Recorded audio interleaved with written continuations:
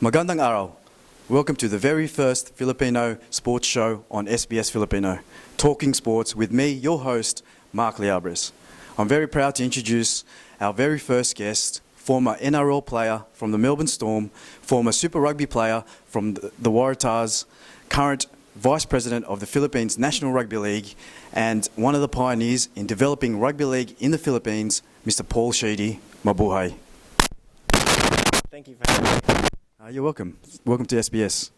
Where does your family originate from in the Philippines? Well, I get my Filipino heritage from my mother's side, and they reside in Baguio City, up in the north of the main island of Luzon. Nice. How often do you return to the Philippines?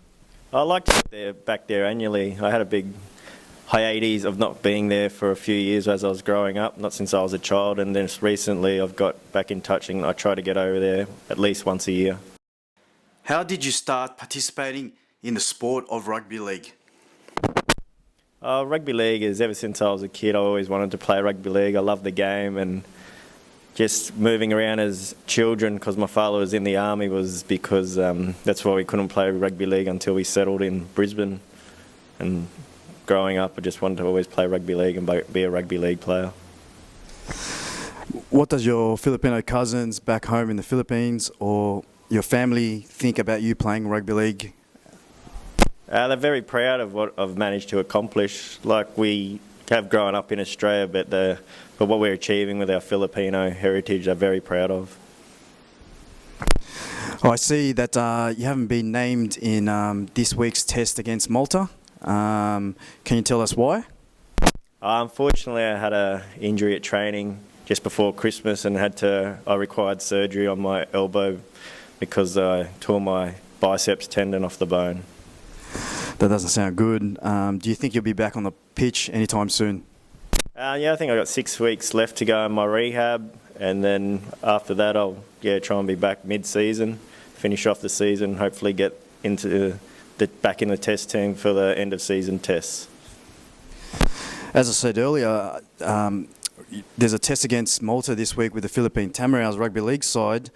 Could you share your thoughts representing Philippine Tamaraos for the very first time?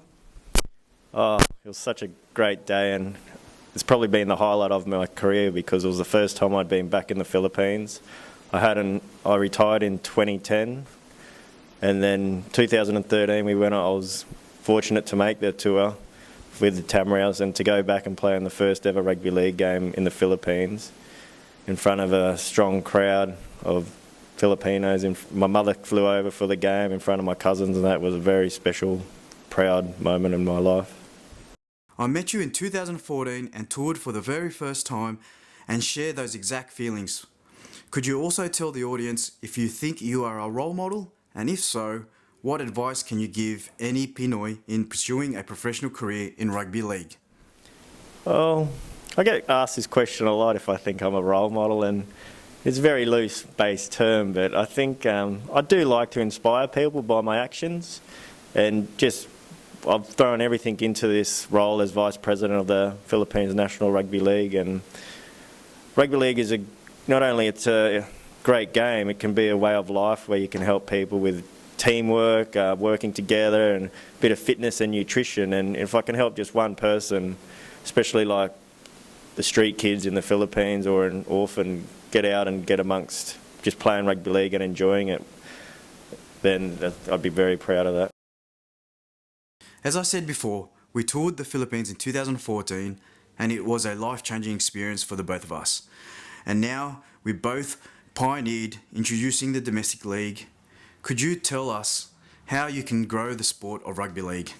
To grow the game in the Philippines, it's got so much potential, and I don't know how big it can get.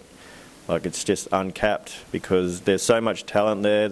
They'll love the game because of the tenacity, like their other favourite sports, like boxing. Got to have the same determination and tenacity and the will to play, and then the athleticism of another great game of basketball is what they'd also appreciate. And just the camaraderie you get from team sports and exercising now, so yeah, I think that's great. Oh, that's a good answer.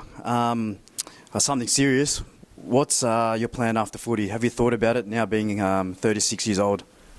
How old? I'll be 36 in 2 weeks, mate. This is my plan after footy. Like, once my playing days, they are numbered with my age, which you like to bring up just then.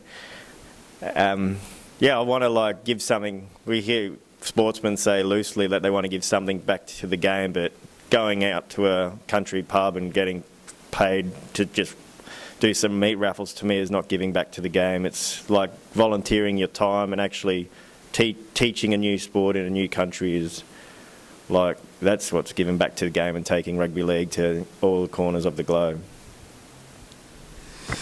Okay, I know you will. We've shared a lot of moments and tours, but the audience doesn't. All the Filipinos definitely in Australia and New Zealand don't. And can I ask you, what's your favourite Filipino word?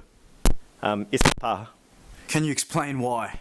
Well, there's so many photos that get taken and you're always going, isa pa, or when you're ordering a beer, you can say isa pa when you just want one more. What is your favourite Filipino dish? Oh, favourite dish, you can't go past adobo. Adobo or Lola's spring rolls. Yeah, when you go, what about the national anthem? I know you guys, when you walk out there on the pitch, you guys stand there hand in hand. Can you sing it? Yeah, I can sing it, but I'm not going to sing it for you. I tend to have an Australian accent, which makes it sound a bit awful. Could you sing us a verse? No, sorry, mate. Okay. Sheeds, I know you really well, and 3 persons, dead or alive, past or present, or you would like to have dinner with?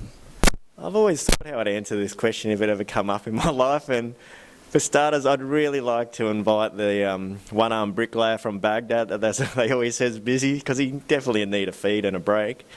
Who else would I invite? I don't know. You'd have to invite a chef, so Curtis Stone or Jamie Oliver or someone. He can cook, and maybe Donald Trump. See what he's really up. He seems the flavour of the month at the moment. I just go, what's going on, mate? You can tell me all the White House secrets. Who is your childhood hero? My child hero, even my hero now, is New England Patriots quarterback Tom Brady. He wasn't the most athletically talented or gifted player, but through sheer what's that word I'm thinking of?